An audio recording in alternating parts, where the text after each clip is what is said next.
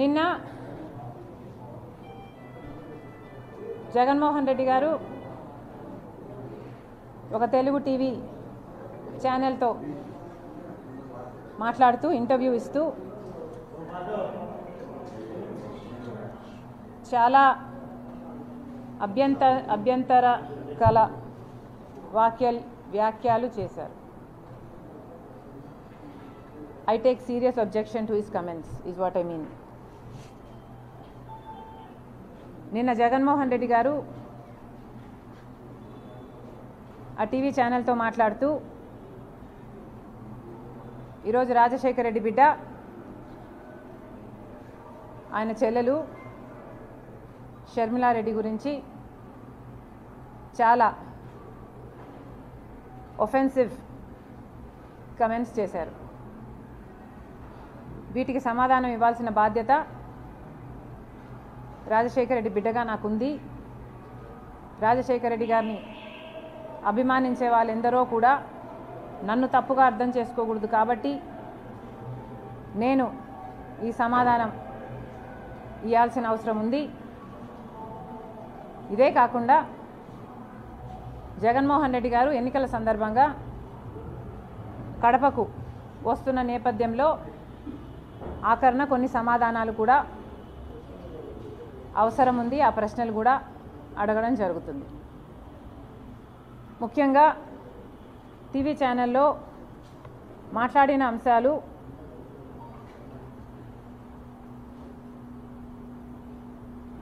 రాజశేఖర రెడ్డి బిడ్డ నేను షర్మిల నాకు రాజకీయ కాంక్ష ఉన్నట్టు,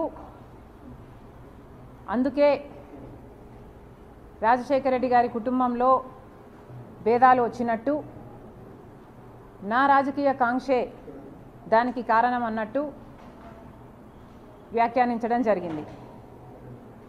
నాకు రాజకీయ కోరిక ఉంది కాబట్టి ఆ రాజకీయ కోరికను ఆయన ఎంకరేజ్ చేస్తే అది నెపోటిజంకి దారితీస్తుంది, కరప్షన్కి దారితీస్తుంది. కాబట్టి ఇవే కుటుంబంలో తేడాలు రావడానికి, భేదాలు రావడానికి ఇదే కారణము అన్నట్టుగా చూపారు. జగన్మోహన్ రెడ్డి గారిని ఆయన చెల్లెలు సూటిగా ప్రశ్నిస్తుంది. జగన్మోహన్ రెడ్డి గారు సమాధానం చెప్పాలి. అసలు రాజశేఖర రెడ్డి బిడ్డను రాజకీయాల్లోకి తీసుకొచ్చింది ఎవరు? జగన్మోహన్ రెడ్డి గారు అరెస్ట్ అయితే 19 మంది ఎమ్మెల్యేలు బై ఎలక్షన్లు వస్తే నేను ప్రచారం చేయాలి అని అడిగింది మీరు కాదా? మీరు జైలుకు వెళ్తే చంద్రబాబు గారు ఒక పక్క పాదయాత్ర చేస్తున్నారు, ఆయన గ్రాఫ్ పెరుగుతుంది అని పాదయాత్ర చేయమనింది మీరు కాదా? మీరు ఎప్పుడు ఏ అవసరం ఉంటే ఆ అవసరానికి సమైక్య ఆంధ్ర కోసం అయితేనేమి, లేకపోతే తెలంగాణలో ఓదార్పు యాత్ర అయితేనేమి, లేకపోతే బాయ్ బాయ్ బాబు క్యాంపెయిన్ అయితేనేమి, ఇలాంటిది ఎప్పుడు మీకు ఏ అవసరం ఉంటే ఆ అవసరానికి పనికొచ్చింది నేను కాదా? ఈ అవసరాలన్నిటికీ మీ రాజకీయాల కోసం నన్ను మీరు రాజకీయాలకు తెచ్చిన మాట వాస్తవం కాదా? నిజంగానే నాకు రాజకీయ కాంక్ష ఉంటే నేను పాదయాత్ర చేసినప్పుడు మీరు జైల్లో ఉన్నారు. మొత్తం పార్టీ నా చుట్టూనే ర్యాలీ అయింది. నాకే గనక రాజకీయ కాంక్ష ఉంటే వైఎస్ఆర్సీపీ పార్టీని నేను హైజాక్ చేసేదాన్ని కాదా? ప్రతి సభలో, ప్రతి అడుగులో జగనన్న కోసం, జగనన్న వస్తాడు, జగనన్న మేలు చేస్తాడు, రాజశేఖర రెడ్డి గారి రాజ్యం తెస్తాడు అని కాలికి బలపం కట్టుకుని తిరిగిన దాన్ని నేను కాదా?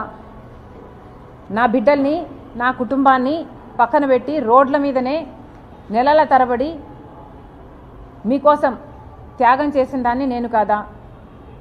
ఆఖరికి నా కాలు ఇంజరీ అయితే కూడా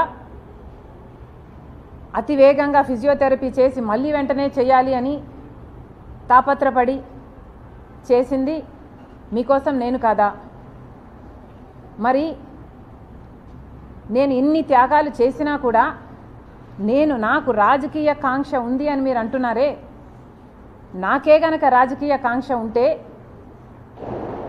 నేను పొందాలనుకున్న పదవి పోస్టు మీ పార్టీలో నేను మొండిగానైనా పొందగలను. వివేకానంద రెడ్డి గారి లాంటి వాళ్ళు నాకు అండగా నిలబడడానికి నన్నే ఎంపీని చెయ్యాలి అన్ని ఎంతోమంది మీ పార్టీలోనే ప్రయత్నించిన వాళ్ళు కూడా ఉన్నారు. వాళ్ళందరి అండా చూసుకొని నేను ఏ రోజైనా మీకు రిబెల్ చేశానా? నాకు రాజకీయ కాంక్ష కానీ డబ్బు కాంక్ష కానీ ఉంది అని మీ మనస్సాక్షిలో మీరు నిజంగానే నమ్ముతున్నారా? నాకు రాజకీయ కాంక్ష మీకోసం మీతో ఉన్నంతకాలం, మీరు ముఖ్యమంత్రి అయినంత వరకు నాకు రాజకీయ కాంక్ష లేదు, నాకు డబ్బు కాంక్ష లేదు. నేను ఏం చేసినా మీకోసం చేశాను, నేను త్యాగం అనుకొని చేశాను, నా అన్న కోసం అనుకొని చేశాను. మీరు ముఖ్యమంత్రి కావాలని, రాజశేఖర్ రెడ్డి గారి సంక్షేమ పాలన మళ్ళీ మీరు తీసుకొస్తారు అని నమ్మి చేసిన విషయం వాస్తవం కాదా?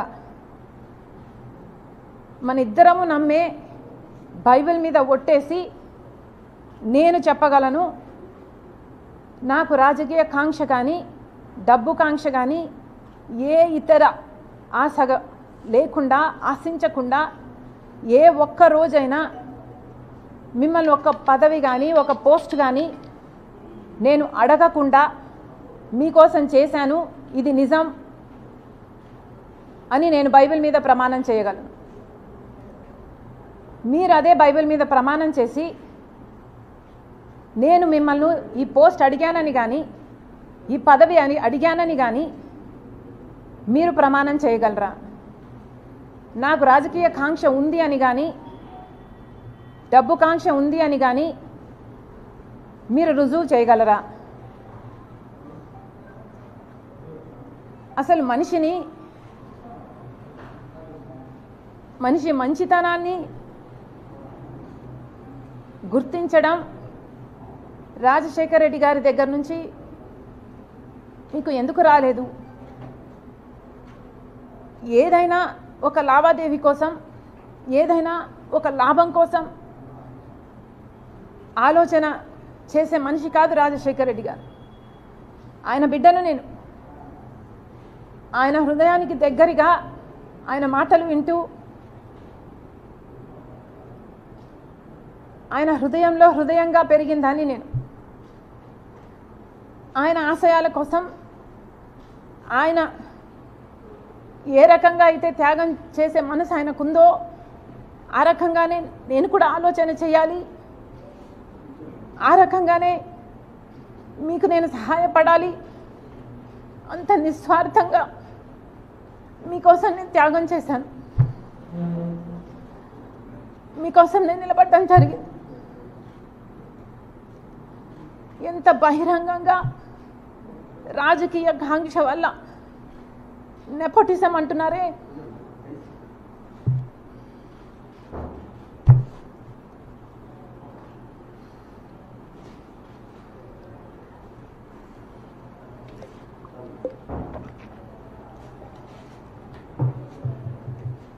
నెపోటిజం అంటున్నారు జగన్మోహన్ రెడ్డి గారు. రాజశేఖర రెడ్డి గారి రాజకీయాలలో ఉంటే వివేకానంద రెడ్డి గారు కూడా ఆయన పక్క రాజకీయాలలో ఉన్నాడు, రాజారెడ్డి గారు కూడా రాజకీయాలలో ఉన్నాడు, రాజారెడ్డి గారి భార్య మా జయమ్మ కూడా రాజకీయాలలో ఉంది, సౌభాగ్యమ్మ కూడా రాజకీయాలలో ఉంది. అందరూ ఒక్కొక్క పదవి వాళ్ళ టైంలలో చేసిన వాళ్ళు. వాళ్ళంతా ఒకే జనరేషన్కు చెందిన వాళ్ళు. మరి ఆ టైంలో నెపోటిజం ఉన్నిందా? జగన్మోహన్ రెడ్డి గారు నెపోటిజం గురించి మాట్లాడుతున్నారు. మరి మీరు ముఖ్యమంత్రిగా ఉండి కూడా, మీ పార్టీ మీరు పెట్టి కూడా ఇంకా ఎవరు బంధువులు ఉండకూడదు అని మీరు చెప్తున్న ఈ లాజిక్లో రవీంద్రనాథ్ రెడ్డి గారు లేరా? మీ బంధువు కాదా? మీ మేనమామ. సుబ్బారెడ్డి గారు సొంత చిన్నాన్న. అమ్మ మొన్నటి వరకు అధ్యక్షురాలు, అవినాష్ రెడ్డి ఒకటే జనరేషన్లో మీ భార్యకు బంధువు, నా తమ్ముడు అని నెత్తిన పెట్టుకొని తిరుగుతున్నవాడు. మరి వీళ్ళందరూ మీ పక్కన మీ బంధువులుగా ఉంటే అది నెపోటిజం కాదు. ఈరోజు మీ చెల్లెలు మాత్రమే మీ పక్కన ఉంటే అది నెపోటిజం కిందికి వస్తుంది. మీ మాటలు మీరు ఎంత ఇన్సెక్యూర్గా ఉన్నారో చెప్తున్నాయి. మీకు అర్థమయ్యే మాట్లాడుతున్నారా? మీ మాటలే మీ క్యారెక్టర్ని కాంట్రడిక్ట్ చేస్తున్నాయి. మీకు మీ చెల్లెలంటే ఇన్సెక్యూరిటీ అన్న విషయము మీ మాటలే బయట పెడుతున్నాయి. ఒకసారి ఆలోచన చేసి మాట్లాడండి ఇంటర్వ్యూలలో మాట్లాడినప్పుడు అని జగన్మోహన్ రెడ్డి గారికి చెప్తున్నాం. డబ్బు ఆశ ఉందని నేనేదో కరప్షన్ మిమ్మల్ని చేయమని అడిగానని, దేవుడు మీకు పదవినిచ్చింది బంధువులకు మేలు చేయడానికి కాదు కాబట్టి నేను ఎంకరేజ్ చేయలేదు అన్నట్టు మీరు మాట్లాడడం జరిగింది. అంటే నేనేదో మిమ్మల్ని ముఖ్యమంత్రి హోదాలో నేనేదో మిమ్మల్ని పని అడిగినట్టు, మీరు ఆ పని చేయలేను అని మీరు నాకు చెప్పినట్టు, బంధువులకు మేలు చేయడానికి కాదు నేను ముఖ్యమంత్రిని అయ్యింది అంటే దాని ఇంప్లికేషను నేనేదో ఫేవర్ అడిగినట్టుగా జగన్మోహన్ రెడ్డి గారు మాట్లాడడం జరిగింది. ఏ రోజు రాజశేఖర రెడ్డి బిడ్డ ప్రమాణం చేసి చెప్తుంది పైసా సహాయం, పైసా పని చేసి పెట్టు అని అడిగిన పాపాన ఈ 5 సంవత్సరాలలో పోలేదు. నేను రాజశేఖర రెడ్డి బిడ్డను. ఇదే రాజశేఖర రెడ్డి బిడ్డ నాన్న ముఖ్యమంత్రిగా ఉన్నప్పుడు, రాజశేఖర రెడ్డి గారు ముఖ్యమంత్రిగా ఉన్నప్పుడు కూడా పదవిని చూసిందాన్ని. నాకే కనుక డబ్బు ఆశ ఉండుంటే ఆ రోజుల్లోనే ఎంతో కలిగి ఉండేదాన్ని. ఆ రోజైనా ఈ రోజైనా నేనైనా నా భర్త అయినా ఒక సహాయం, ఈ రోజు వరకు పైసా సహాయం చేశాడు జగన్మోహన్ రెడ్డి, పైసా సహాయం మేము అడిగాము జగన్మోహన్ రెడ్డిని అని నిరూపణ చేయగలరా? ఎందుకండి ఇలా మాట్లాడతారు? అసలు మీరు జగన్మోహన్ రెడ్డి గారు రాజశేఖర రెడ్డి గారి కొడుకు అన్న విషయాన్ని ఎందుకు మర్చిపోతున్నారు? మీరు మర్చిపోయి వ్యవహరిస్తున్నారు కానీ చూసే ప్రజలకు తెలుసండి మీరు రాజశేఖర రెడ్డి గారు కొడుకు అని. మరి రాజశేఖర రెడ్డి గారి కొడుకుగా మీరు వ్యవహరించకపోతే మీరు ఎంత హ్యూజ్ డిసప్పాయింట్మెంట్ అవుతారో మీరు ఒకసారి ఆలోచన చేసుకోండి.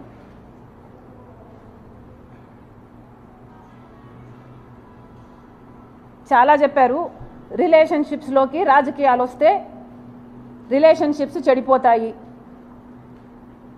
జగన్మోహన్ రెడ్డి గారు చాలా లిమిటెడ్గా ఆలోచన చేస్తున్నట్టున్నారు. ఈ ప్రపంచంలో రాజకీయ డిఫరెన్సెస్ ఉన్న వాళ్ళు ఎంతోమంది ఒక కుటుంబంలోనే ఉంటున్నారు. ఒక కుటుంబంలోనే ఒక మనిషి ఒక పార్టీలో, ఇంకో మనిషి ఇంకొక పార్టీలో, అదే కుటుంబంలోనే కొనసాగుతున్నారు. ఇది మీకు తెలియదేమో, చుట్టుపక్కల అడిగి తెలుసుకోండి ఎంతమంది ఎన్ని కుటుంబాలు వేరే వేరే పార్టీలలో ఉన్నాయి. అలా అని ఎన్నో కుటుంబాలలో డిఫరెంట్ ప్రొఫెషన్స్లో ఉన్న వాళ్ళు కూడా ఉంటారు. ఒక కుటుంబంలో ఒకడు పోలీస్ అయి ఉండొచ్చు, ఒక దొంగను అరెస్ట్ చేస్తాడు. అదే కుటుంబంలో ఒక లాయర్ ఉండొచ్చు, ఆ దొంగను రక్షించడానికి ప్రయత్నం చేస్తుంటాడు. ఎవడి ప్రొఫెషన్ వాడు చేస్తాడు. అలాగే రాజకీయాలు కూడా ఒక కుటుంబము ఒకే రాజకీయ పార్టీలో ఎక్కడ మొత్తం ప్రపంచంలో ఇదే ఉంది అనుకుంటే జగన్ రెడ్డి గారి అవివేకం. ఇలా కూడా ఉన్నాయి. కుటుంబంలో వేరే వేరే రాజకీయ పార్టీలో కూడా కొనసాగే వాళ్ళు ఉన్నారు. ఎందుకంటే రాజకీయ పార్టీలు అన్నది ఒక ఐడియాలజీ బేస్డ్ ఆర్గనైజేషన్స్ కాబట్టి ఎవరికి ఏ ఐడియాలజీ నచ్చుతుందో ఆ పొలిటికల్ పార్టీలో చేరే లిబర్టీ ఆ మనిషికి ఉంటుంది. ఎందుకంటే అది బేసిక్లీ ఆ మనిషి రైట్ కాబట్టి. అలాగని ఒకరిని దూషించుకోవడము, ఒకరిని సోషల్ మీడియాలో అంతగా దూషించుకోవడం ఎక్కడా చేయరు. ఒక్క జగన్మోహన్ రెడ్డి గారి విషయంలో మాత్రమే రాజకీయంగా మేము వ్యతిరేకిస్తే సోషల్ మీడియాలో ఆయన ఒక రాక్షస సైన్యాన్నే పెట్టి వేల మందిని ఎంప్లాయ్ చేసుకుని రాజశేఖర రెడ్డి బిడ్డ అనే ఇంగితం లేకుండా, మీకోసం పాదయాత్ర చేశానని లేకుండా, పాదయాత్ర చేసినప్పుడు నేను షర్మిలారెడ్డినే, కానీ ఇప్పుడు మీతో విభేదించాను కాబట్టి నన్ను, నా క్యారెక్టర్ని, నా పుట్టుకను, నా పేరును ఇలా ఎన్ని విధాలు వీలైతే అన్ని విధాలు నాశనం చేయడానికి చూసింది ఒక్క జగన్మోహన్ రెడ్డి గారు మాత్రమే. అందుకు మీరు చరిత్రలో నిలిచిపోతారు. జగన్మోహన్ రెడ్డి గారు, జగనన్న గారు గుర్తుపెట్టుకోవాలి. ఒక చెల్లెలుగా చెప్తున్నాను, మీరు దీనికి చరిత్రలో నిలిచిపోతారు. ఒక చెల్లెలను మీకోసం అంత త్యాగం చేసిన చెల్లెల్ని గౌరవించకపోగా మీ మూకల చేత మీ కుక్క బిస్కెట్లకు ఆశపడే ₹10 ఇస్తే రూపాయి యాక్టింగ్ చేసే పేడ్ ఆర్టిస్టుల చేత మీరు ఎంత దూషించారు, బెదిరించారు, ఎంతగా క్యారెక్టర్ అసాసినేషన్ చేశారు అన్నది మీ పేరు చరిత్రలో నిలిచిపోతారు. ఇంకా అన్నారు రిలేషన్షిప్స్లోకి రాజకీయాలు వచ్చినప్పుడు సంబంధాలు చెడిపోతాయి, అందులో కూడా చంద్రబాబు లాంటి వాళ్ళు జోక్యం చేసుకొని ఆశ చూపి ఇలాంటివి చేస్తే ఇంకా చెడిపోతాయని అన్నారు. జగన్మోహన్ రెడ్డి గారికి మళ్ళీ చెప్తున్నాం, మీకు చంద్రబాబు గారి పిచ్చి పట్టింది. జగన్మోహన్ రెడ్డి గారికి చంద్రబాబు పిచ్చి పట్టింది. ఈ పిచ్చి obsession is causing him to hallucinate, అంటే భ్రమ, ఇమాజినేషన్స్.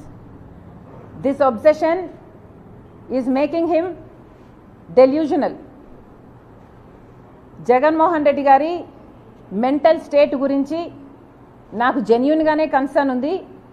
ఎందుకంటే మాట మాట్లాడితే చాలు, నేను చంద్రబాబు గారి చేతిలో రిమోట్ కంట్రోల్, ఆయన చెప్తేనే చేస్తున్నాను అని మాట్లాడుతున్నాడు. నేనే కాదు, సునీత కూడా చంద్రబాబు మాటే వింటుందంట. పక్క రాష్ట్ర ముఖ్యమంత్రి ఈయనలాగే ఒక ముఖ్యమంత్రి అండి.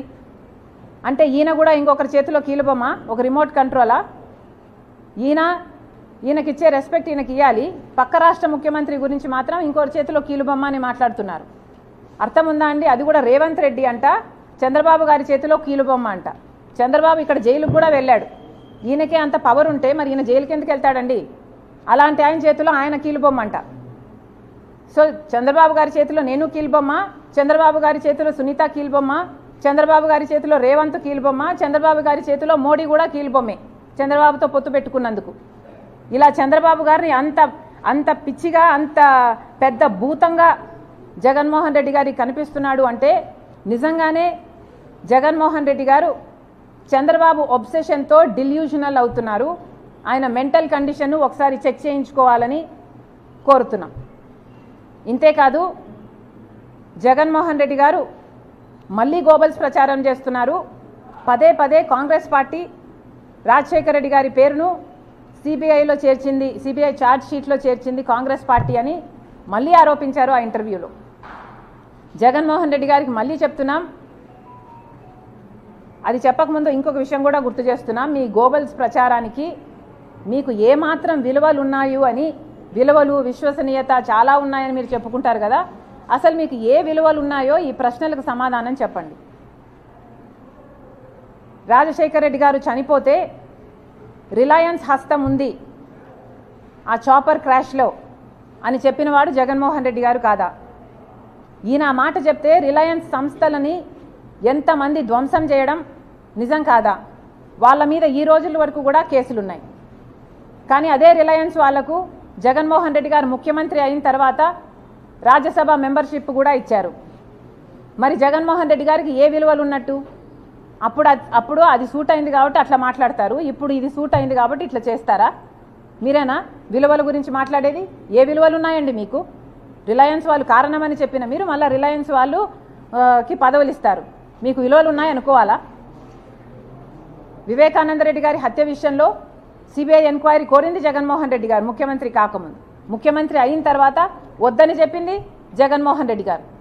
అంటే మీరు ఎక్కడ ఎట్లా ఏ కన్వీనియన్స్ ఉంటే అట్లా మాట్లాడతారు. మీరా విలువల గురించి మాట్లాడేది? మీకు విలువలు ఉంటే ఒక మాట మీద నిలబడాలన్న విలువ మీకు లేదా? అలాగే రాజశేఖర రెడ్డి గారి విషయం, రాజశేఖర రెడ్డి గారి పేరును ఛార్జ్ షీట్లో చేర్చడం కాంగ్రెస్ పని అని చెప్తున్నారు. మళ్ళీ చెప్తున్నాం, కాంగ్రెస్ పార్టీ చెయ్యలేదు, ఇది మీకు కూడా తెలుసు. మీరు గోబల్స్ ప్రచారం చేస్తున్నారు. కాంగ్రెస్ పార్టీ చెయ్యలేదు. సిబిఐ ఎఫ్ఐఆర్లో కూడా రాజశేఖర రెడ్డి గారి పేరు లేకపోతే కొనుగోలు సుధాకర్ అనేవాడు 3 కోట్ల చుట్టూ తిరిగి సిబిఐ కోర్టు, హైకోర్టు, సుప్రీంకోర్టు 3 కోట్ల చుట్టూ తిరిగి రాజశేఖర రెడ్డి గారి పేరుని సిబిఐ ఛార్జ్ షీట్లో పెట్టాలి అంటూ 3 కోట్ల చుట్టూ తిరిగాడు. అందుకు మెచ్చి మీరు ఆయనకు ఏఏజీ పదవిని మీరు ముఖ్యమంత్రి అయిన 6 రోజుల్లోనే ఇచ్చారు. ఎవరిని బుకాయించడానికి ప్రయత్నిస్తారు? మళ్ళీ అదే మాట మాట్లాడతారు. అన్ని సాక్ష్యాలు ఉండి కూడా, ఇంత తెలిసి కూడా ప్రజలకు అర్థం చేసుకుంటున్నారు అనే ఇంగితం లేకుండా మళ్ళీ కాంగ్రెస్ పార్టీ సిబిఐ ఛార్జ్ షీట్లో రాజశేఖర రెడ్డి గారి పేరును చేర్చింది అని మాట్లాడతారు. అసలు మీకు విలువలు ఉన్నాయా అండి? మీరు కాదా? సొంత తండ్రి పేరుని ఛార్జ్ షీట్లో చేర్పించింది మీరు కాదా? మీరు కేసుల్లో బయటపడడం అసాధ్యం అని కదా మీరు చేశారు ఈ పని. మీరు ఆ విలువల గురించి మాట్లాడేది? ఒక కొడుకుగా మీకున్న విలువలు ఏమిటండి? తండ్రి పేరుని ఛార్జ్ షీట్లో చేర్పించమని ఒక మనిషిని పెట్టుకొని ఆ మనిషి చేత ఆ పని చేపించి తీరా ఆ మనిషికి మళ్ళీ మీరు ఏఏజీ పదవిని ఇస్తారు. మీకు ఏ సంబంధం లేకపోతే ఒక మనిషి మీ తండ్రి పేరుని ఛార్జ్ షీట్లో చేర్చిన వ్యక్తికి మీరు ఏఏజీ పదవిని ఇస్తారా? ఎందుకు బుకాయిస్తున్నారు? మీకు ఎక్కడ విలువలు ఉన్నాయి? కొడుకు అన్న స్థానం, కొడుకు అన్న విలువ, అసలు మీకు కొడుకు అని చెప్పుకోవడానికి సిగ్గుగా లేదా? రాజశేఖర రెడ్డి గారి కొడుకు అని ఆయన పేరు ఛార్జ్ షీట్లో పెట్టించింది మీరు కాదా? ఇంత దారుణంగా దిగజారి రాజకీయాలు చేయడం ఇదే చూడ్డం. మళ్ళీ చెప్తున్నాం, విలువలు, విశ్వసనీయత ఇలాంటి పెద్ద మాటలు మాట్లాడతారు మీరు. అసలు మీకు ఏ విశ్వసనీయత ఉంది? మీ విలువల గురించి ఒకసారి ఆలోచన చేసుకోండి. సాక్షి రాజశేఖర రెడ్డి గారి తమ్ముడైన వివేకానంద రెడ్డి గారిని సాక్షిలో దూషించడానికి ఎలా వాడుకున్నారు? మీకు ఆ విలువలు ఉన్నవి? పైనేమో రాజశేఖర రెడ్డి గారి ఫోటో, కిందేమో వివేకానంద రెడ్డి గారి క్యారెక్టర్ అసాసినేషన్. మీకు ఆ విలువలు ఉన్నవి? ఇంటర్వ్యూలో కూర్చొని జగన్మోహన్ రెడ్డి గారు వివేకానంద రెడ్డి గారి గురించి మాట్లాడుతూ ఆయన పర్సనల్ లైఫ్ గురించి పదే మాట్లాడతాడు తప్పితే ఒక్క మంచి మాటనా చెప్పే మనసు రాలేదు జగన్మోహన్ రెడ్డి గారికి. మీకు విలువలు ఉన్నట్టు అనుకోవాలా? వివేకానంద రెడ్డి గారు మీ చిన్నాన్న కాదా? రాజశేఖర రెడ్డి గారికి తమ్ముడు కాదా? ఆఖరి రోజు వరకు అవినాష్ రెడ్డి కోసం ప్రచారం చేయలేదా? వైసీపీ కోసం ప్రచారం చేయలేదా? అలాంటి వివేకానంద రెడ్డి గురించి ఒక్క మాట మంచిది చెప్పలేకపోయారు మీరు. మొన్న కడపకొచ్చి కూడా మీరు ఇదే మాట్లాడారు. ఆయన వ్యక్తిగత జీవితం గురించి మాట్లాడారు తప్పితే ఒక్క మంచి మాట చెప్పలేదు. వ్యక్తిగత జీవితం మీరు మాట్లాడే ముందు 2 రోజుల ముందు సోషల్ మీడియాలో ఆయన వ్యక్తిగత జీవితం గురించి వీడియోలు వైరల్ అవుతూనే ఉన్నాయి. అంటే మీరు ప్లాట్ఫామ్, మీరు బేస్ క్రియేట్ చేసుకొని మళ్ళీ ఆ పాయింట్ని మీరు ఎంఫసైజ్ చేస్తున్నారు. మీకు విలువలు ఉన్నాయా అండి? దీన్ని విలువలు ఉన్న మనుషులు చేసే పనులేనా అండి ఇవి? మీకు వ్యతిరేకంగా ఉంటే ఎవడినైనా సరే బుల్డోజర్ వేసుకొని తొక్కిపడేయడమే. విలువల గురించి మీరు మాట్లాడతారు. విశ్వసనీయత ఉందా మీకు? విశ్వసనీయత ఉంటే కడప ప్రజలకు సమాధానం చెప్పండి.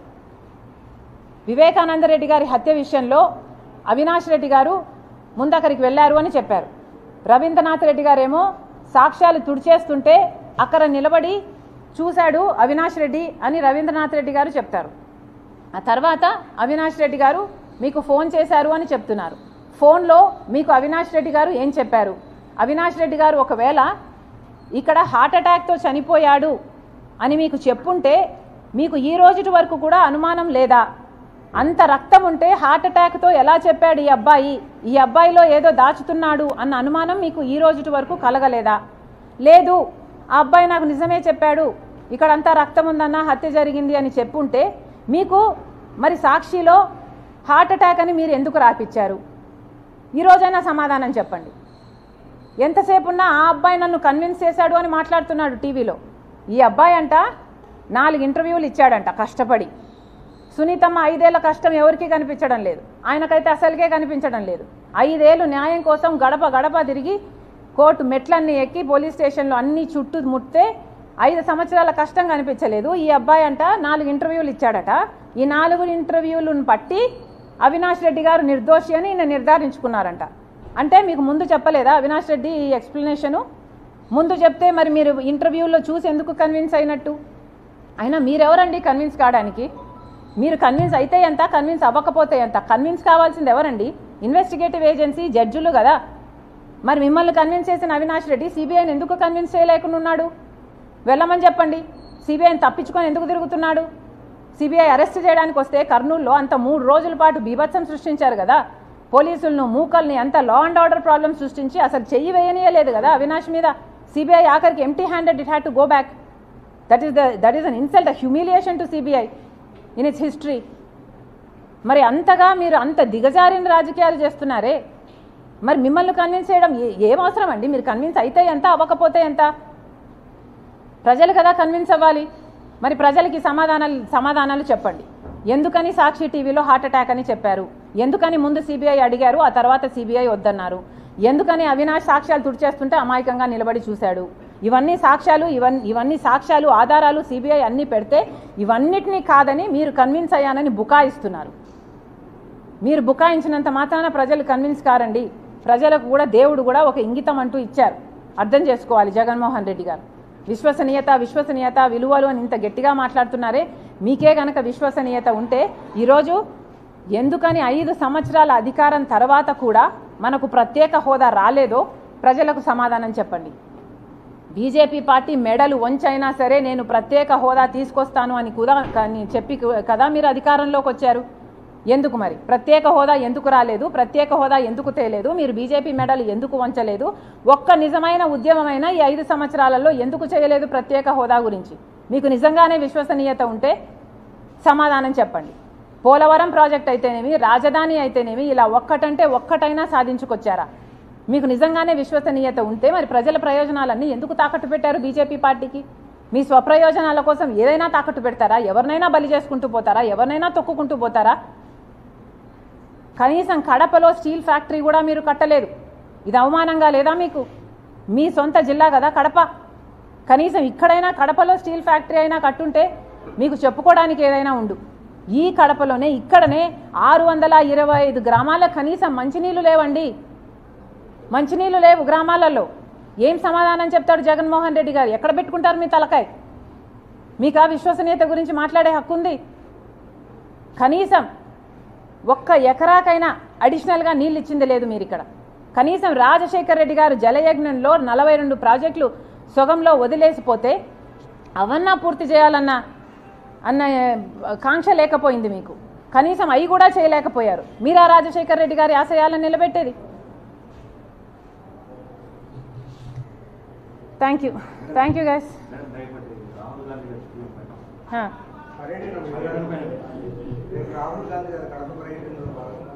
భాగంగా వస్తున్నారు. ఓకే, ఫస్ట్ ల్యాండ్ అవ్వగానే ఇడుపులపాయకు వస్తున్నారు. వైఎస్ఆర్ ఘాట్ దగ్గర వైఎస్ఆర్ గారికి నివాళులు అర్పించిన తర్వాత కడపలో పబ్లిక్ మీటింగ్ ఉంది. పబ్లిక్ మీటింగ్లో జనాల్ని అడ్రస్ చేసిన తర్వాత వెళ్ళిపోతారు.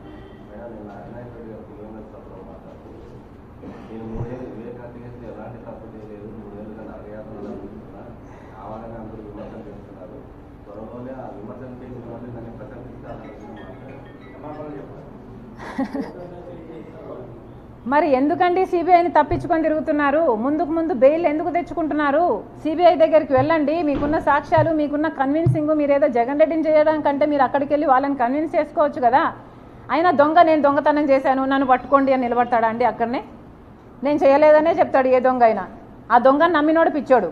అవినాష్ రెడ్డి నేను చేయలేదని జగన్మోహన్ రెడ్డి గారు చెప్తుంటే జగన్మోహన్ రెడ్డి గారు నేను కన్విన్స్ అయ్యానంటే మరి ఎక్కడ పిచ్చోళ్ళు ఎవరు? ఇక్కడ జగన్మోహన్ రెడ్డి గారు పిచ్చోడు అనుకోవాలి.